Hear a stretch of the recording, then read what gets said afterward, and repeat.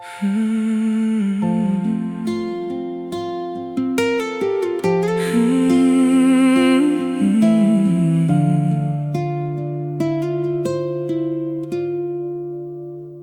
ុំនៅតែឮសំឡេងជាងរបស់អ្នកនៅតាមផ្លូវចូលពេលយប់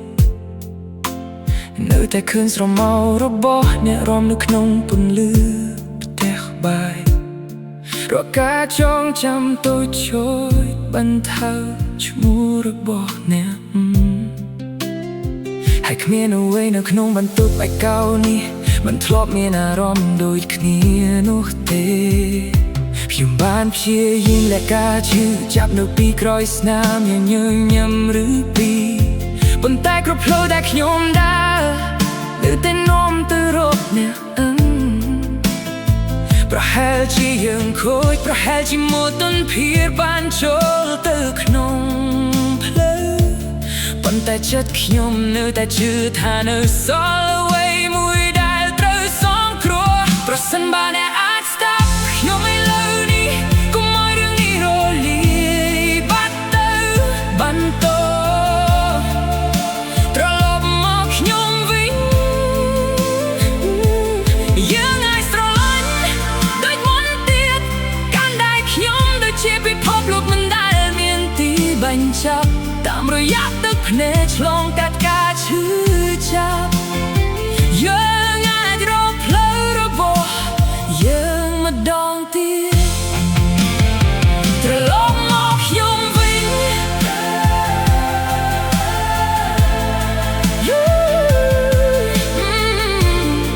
យើងអាចស្រឡាញ់ដូចមុនទៀត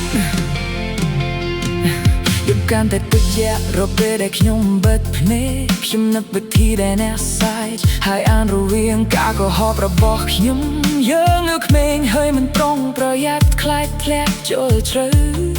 ពេលនេះអ្វីដែលខ្ញុំចង់បានគឺអ្នកនៅក្បែរខ្ញុំពេលខ្ញុំគេខ្ញុំដឹងថាយើងបាននិយាយរឿងខ្លះដែលយើងមិនគួរនិយាយប៉ុន្តែការស្រឡាញ់នេះយើងមិនដែលនិយាយថានៅស្លាប់ឡើយប្រហែលជាមានការភ័យទៅស្រងចាំភ្លៀងប្រហែលជាបាក់ត្រង់ឯគ្រៀនប៊ីមរងទៀតប្រសិនបើនៅតែមានការភ្លើងនៅខាងក្នុងកុំទុកសុបបិនរបស់យើងចោលបន្ត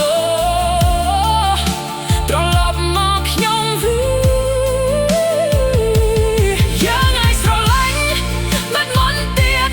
កាន់តែខ្ញុំដូចជាពិភពលោកមិនដែលមានទីបញ្ចប់តាមរយៈទឹកភ្នែកឆ្លងកាត់ការឈឺ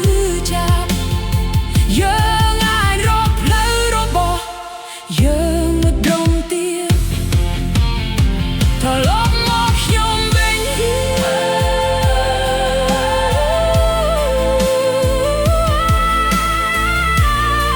យើងអាចស្រឡាញ់ដូចមុនទៀត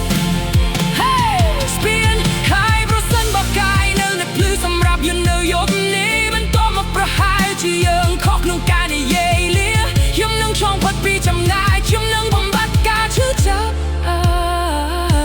ដើម្បីឲ្យពេលដងរបស់អ្នកនៅចិត្តខ្ញុំម្ដងទៀតបន្តចុងក្រោយត្រឡប់មកខ្ញុំវិញយើងអាចស្រឡាញ់ដោយមុនទៀតយកប្រឡងខ្ញុំហើយអនុញ្ញាតឲ្យចាប់តាមម្ដងទៀតជារៀងរហូ